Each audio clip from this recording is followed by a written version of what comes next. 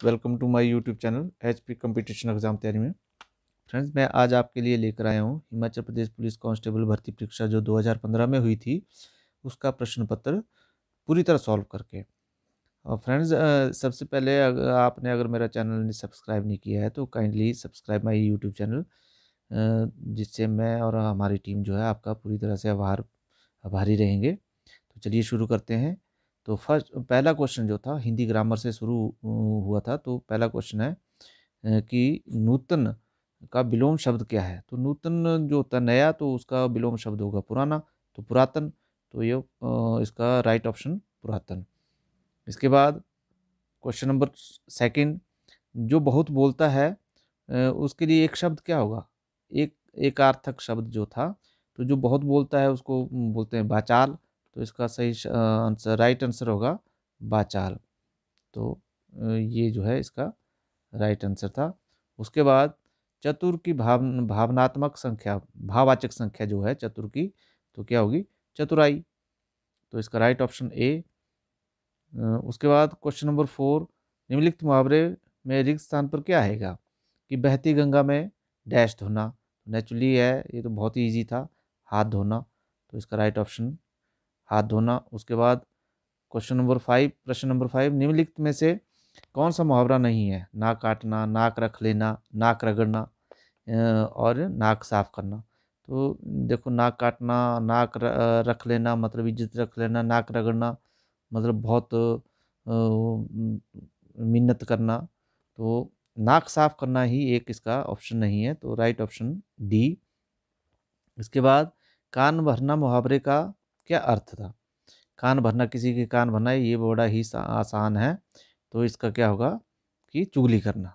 Right option सी, चुगली करना। उसके बाद क्वेश्चन नंबर प्रश्न नंबर 7, विजय कुमार कौन से खेल से संबंध रखते थे। विजय कुमार जो हिमाचल कांगड़ा से हमीरपुर से थे, तो इन्होंने शूटिंग में जो है अपना पदक जीता था, ओलंपिक पदक। तो ये शूटिंग से संबंध रखते थे। उसके बाद प्रश्न नंबर 8, पाटलिपुत्र कौन से शहर का पुराना नाम है। पाटलिपुत्र, ये भी बड़ा हिस्ट्री का क्वेश्चन है, बहुत ही इजी है। पटना को पाटलिपुत्र कहते थे। तो इसका सही उत्तर पटना है। प्रश्न नंबर 9, उपग्रह भेजने वाला स्टेशन भारत में कहाँ स्थित है। जो ये उपग्रह, हमारे साइंस से रिलेटेड क्वेश्चन है, तो ये हमारे उपग्रह जो है श्री हरिकोटा से भेजे जाते हैं। तो इसका राइट ऑप्शन 9, क्वेश्चन नंबर 9 का श्री हरिकोटा होगा, जो ऑप्शन ए है। इसके बाद प्रश्न नंबर 10, क्वेश्चन नंबर 10 जो था, what is correct. I take tea I take tea every morning, tea take every morning, tea is taken by me every morning, और डी और ए और सी। डी जो ऑप्शन है वो ए और सी इसमें दिया है। तो जो इसका जो है राइट ऑप्शन, क्योंकि देखो I take tea every morning और इसकी ये एक्टिव वॉइस है और इसकी पैसिव वॉइस है tea is taken by me every morning. तो ये दोनों ही ठीक हैं। तो राइट ऑप्शन डी होगा इसका, ए और सी। इसमें डी बी लिखा है, थोड़ा सा लिखने में मिस प्रिंट हुआ है। तो ये लास्ट और फर्स्ट जो ऑप्शन है, ये दोनों ही ठीक हैं। एक एक्टिव वॉइस है और दूसरा पैसिव वॉइस है। उसके बाद which one of them is correct, इनमें से कौन सा करेक्ट है। तो इसका जो A, examination had been passed by her, the examination had been passed by her pass the exam, she exam the pass, exam her pass. तो ये तो नेचुरली है, तीनों किसी भी तरह से सेंटेंस नहीं बन रहे हैं। तो इसका राइट ऑप्शन ए ही होगा। इसके अलावा क्वेश्चन नंबर 12, 12 जो है, change the sentence he does his duty to -1 by taking the correct option. तो ही क्या है, ही डज हिज ड्यूटी। तो इसके ऑप्शन है duty not him, duty not done, he can not his duty, he does not do his duty. तो right option D होगा इसका, यही इसका नेगेटिव बनता है। सीधा सीधा सीधा, मतलब इसमें कोई भी ज़्यादा सोचने वाली बात नहीं, बिल्कुल इजी जैसे ऑप्शन थे बाकी। What will be the future indefinite tense of I know him. Future indefinite, future तो नेचुरली है इसका राइट ऑप्शन होगा D, I will know him, क्योंकि बाकी इसमें सही नहीं लग रहे हैं कोई भी, तो इसका फ्यूचर इंडेफिनेट जो होगा आई विल नो हिम होगा। Question number 14, how dare you dash my cupboard. तो इसका अर्थ हुआ कि हाउ डेयर, आपने हिम्मत कैसे की, डैश माई कपबोर्ड। तो to open my cupboard, open my, open, opening, opened, 4 option है इसमें। तो इसका right option is to open my cupboard, how dare you to open my cupboard. इसके बाद क्वेश्चन नंबर 15, विद्यालय का सही संधि विच्छेद क्या हो गया। तो इसका सही विद्या, विद्या जमा आल्य, विद्या जमा आल्य, विद्या जमा लय, इनमें से कोई नहीं। तो राइट ऑप्शन बी, विद्या जमा आलय। इसके अलावा प्रश्न नंबर जो है क्वेश्चन नंबर 16 यानी प्रश्न नंबर 16 मैथ्स का आ गया, 2, 4, 6, 8, 10 का समानांतर माध्य है। तो नेचुरली है, देखो माध्य निकालना है तो इन सबको पहले प्लस कर लो और जितनी भी है उससे डिवाइड कर लो। तो 4, 2, 6 हो गए, 6, 6, 12, 12, 8, 20, 20, 10, 30। और इसको कितनी है, 1, 2, 3, 4, 5 है, 5 से डिवाइड, 30 को 5 से डिवाइड किया तो 6, 5 जा 30। तो इसका राइट ऑप्शन 6 आएगा। इसके अलावा गोवा की राजधानी, सिंपल पणजी, ये बहुत ही इजी क्वेश्चन है। एक सिक्के को उछालने पर हेड आने की प्रायिकता क्या होगी। हमेशा याद रखना, प्रायिकता जो होती है वो एक होती है। तो अब एक सिक्के के दो हैं, हेड और टेल होता है, तो आधी आधी प्रायिकता होगी दोनों की, तो हाफ इसका आंसर आएगा। इसके बाद यदि मीनार की ऊंचाई एवं उसकी छाया की लंबाई समान हो तो सूर्य का उन्नयन कोण क्या होगा। इसमें है option A 30 degree, B 60 degree, C 90 degree और 45। तो ये वैसे उसमें ट्राइंगल में भी होता है कि अगर दो साइड्स लंब और आधार इक्वल हों तो एंगल 45 डिग्री का बनता है उसमें, तो ये भी वही है। अच्छा, प्रकाश संश्लेषण क्रिया की दर अधिकतम किस में होती है। प्रकाश संश्लेषण साइंस, साइंस से क्वेश्चन है, फोटोसिंथेसिस का। तो इसमें ऑप्शन बी होगा, हरे रंग के प्रकाश में ये सबसे ज़्यादा होती है, क्योंकि हरे पौधों में होती है, तो इसलिए इसका राइट ऑप्शन हरा रंग होगा, बी ऑप्शन होगा। दही का बनने कौन सी क्रिया है। तो दही बनने के लिए तीव्र अभिक्रिया, उत्क्रमणीय अभिक्रिया, धीमी अभिक्रिया या प्रतिपू अभिक्रिया। तो इसका राइट ऑप्शन होगा बी, उत्क्रमणीय अभिक्रिया। इसके बाद क्वेश्चन नंबर 22, स्वस्थ मनुष्य के लिए स्पष्ट दृष्टि की न्यूनतम दूरी कितनी होनी चाहिए। तो इसके लिए 20 सेंटीमीटर, 25 सेंटीमीटर, 10 सेंटीमीटर या 30 सेंटीमीटर, ये भी बहुत ईजी है, 25 सेंटीमीटर होती है। इसके बाद क्वेश्चन नंबर 23, रात को अचानक आंगन में ढक ढक की आवाज़ सुनकर डैश मेरे रोंगटे खड़े हो गए, रोंगटे खड़े हो गए मेरे, खड़े हो गए मेरे रोंगटे, या मेरे खड़े हो गए रोंगटे। तो इस तो राइट ऑप्शन है ये हमारी हिंदी से क्वेश्चन है, तो ये मेरे रोंगटे खड़े हो गए, सिंपल सी बात है कि जहाँ हमें ऐसे बाकी 3 जो ऑप्शन है इनको इस तरह से तो तोड़ मरोड़ के हम कभी बोलते नहीं हैं। तो इसके अलावा क्वेश्चन नंबर 24, निम्न शब्दों में कौन भिन्न है। यश, कीर्ति, निष्ठा, गौरव। इसमें सोचने वाली बात है कि इसमें हमने देखना है कि अलग सा जो है वो कौन सा है। तो अलग सा इसमें सी है, निष्ठा। देखो यश, कीर्ति और गौरव, ये इनका मीनिंग अलग सा होता है और निष्ठा अलग चीज़ है। तो इसका राइट ऑप्शन सी होगा। तो इसके अलावा अब आप क्वेश्चन नंबर 25 पे आ जाते हैं। Combine the two sentence using in spite of dash he failed, he failed, फिर he did not lose heart. मतलब दो सेंटेंस हैं ये कंबाइन करने हैं, इकट्ठा बनाना है कि ही फेल्ड, वो फेल हो गया, ही डिड नॉट लूज हार्ट, उसके बावजूद भी मतलब उसने अपना हार्ट नहीं लूज किया, मतलब उसने हिम्मत नहीं हारी। तो इसका राइट ऑप्शन होगा in spite of having failed he did not lose heart. तो इसका ऑप्शन बी राइट लग रहा है, तो इसका ऑप्शन बी होगा राइट। बाकी ये he did not lose heart in spite of he failed, ये भी नहीं होगा, इन स्पाइट पहले लगता है। He failed in spite of he losing heart, he failed in spite of lose heart, तो ये तीनों ऑप्शन नहीं है। Right option is B, in spite of having failed he did not lose his heart. जो in spite होता है हमेशा वो आगे लगता है, इसलिए ध्यान रखना है। इस तरह का कोई भी क्वेश्चन आए तो आपने इन स्पाइट पहले लगाना है। उसके बाद question number 26, the plural of mouse is, mouse का माइस होता है हमेशा, याद रखना। एक सेंटेंस भी है कि वैन द क्या बोलते हैं, owner is away mice will, when the cat is away mice will play, जब जो बिल्ली होती है बाहर जाती है तो चूहे भी नाचने लगते हैं। तो माउस का प्लूरल माइस होता है, तो इसका राइट ऑप्शन होगा सी। उसके बाद feminine, the feminine for gentleman is 27, क्या है, वुमेन, मैडम, लेडी और सिंपल। तो जेंटलमैन के लिए हमेशा वो लेडीज एंड जेंटलमैन जब भी हम बोलते हैं तो इसका लेडी ही ऑप्शन होगा।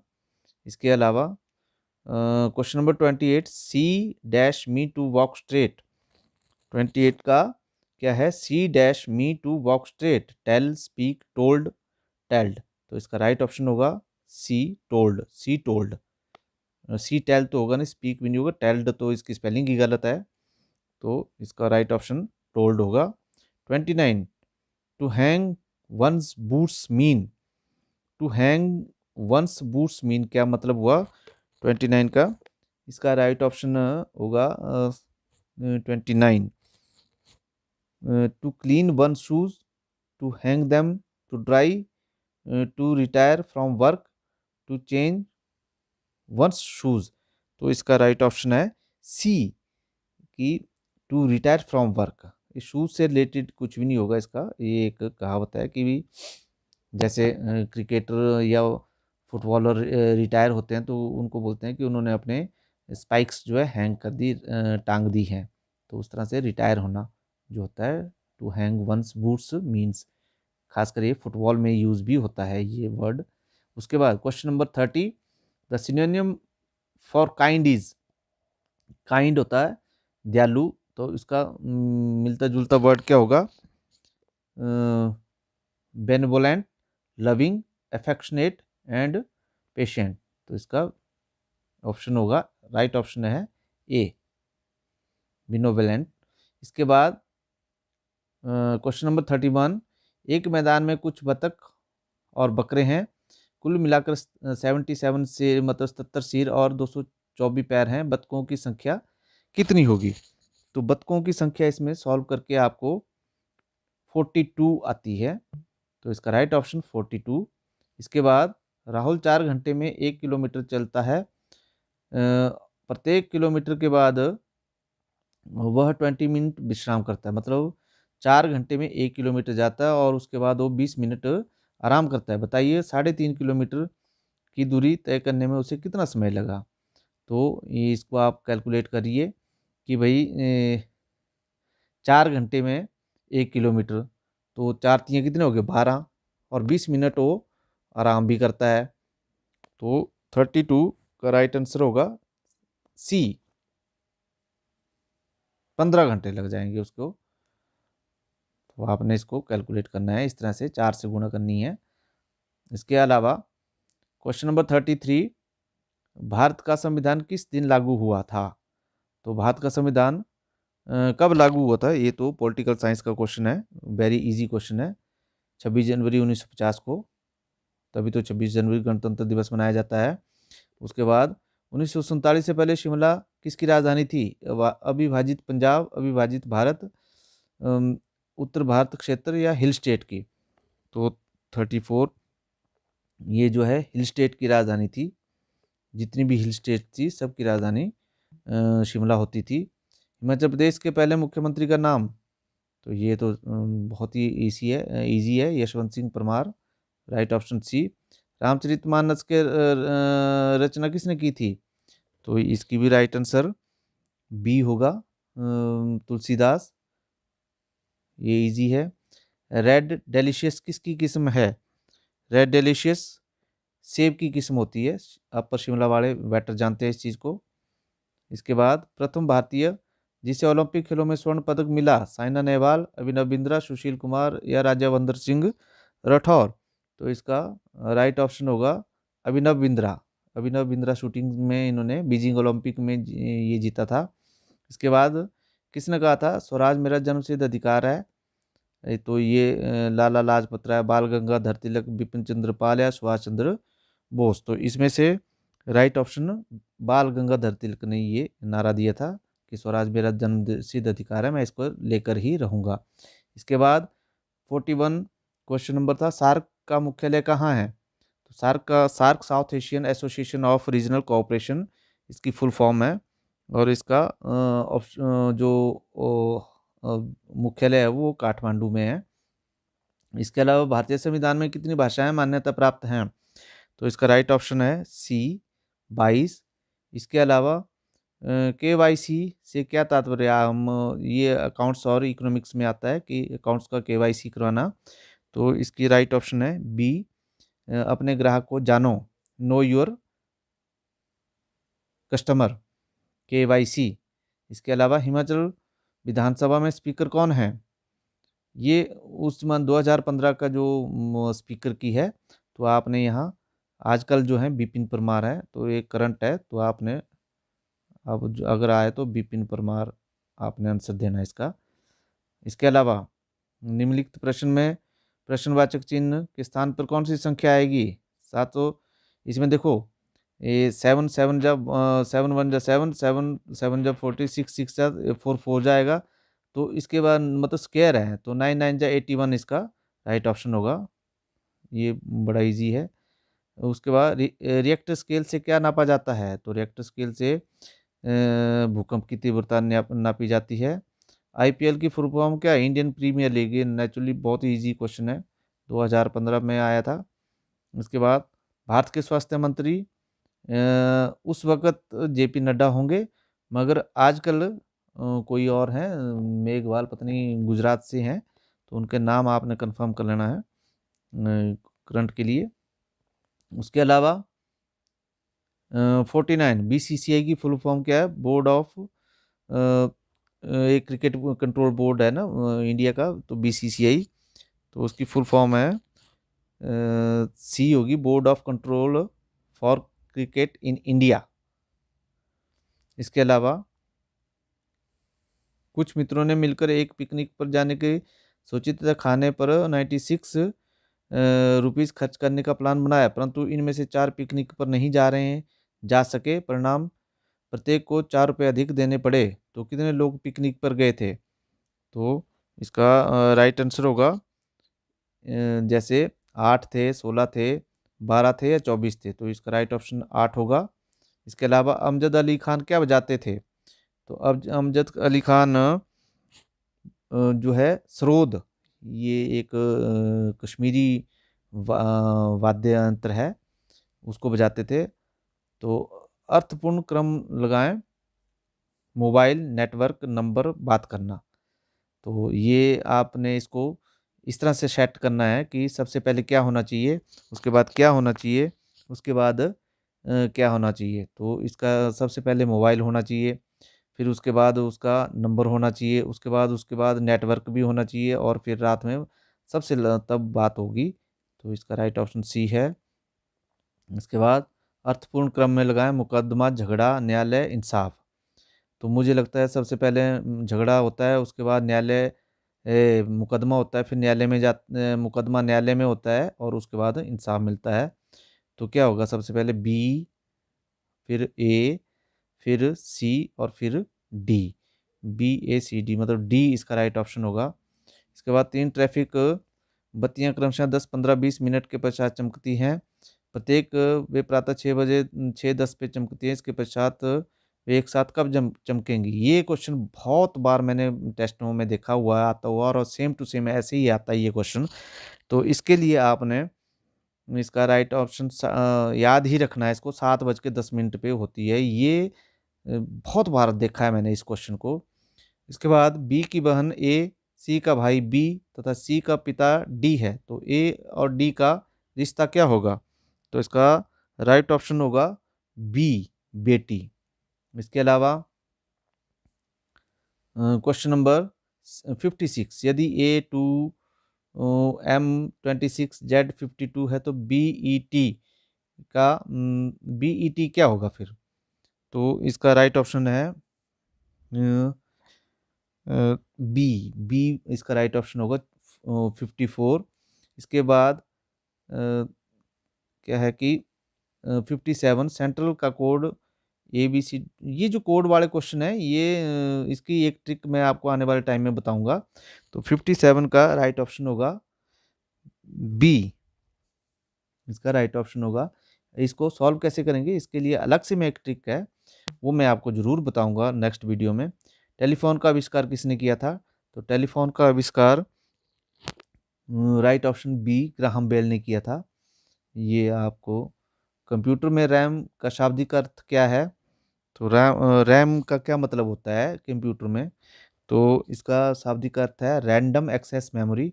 सी, आप आजकल तो ये बच्चों को छठी सातवीं में पढ़ाया जाता है।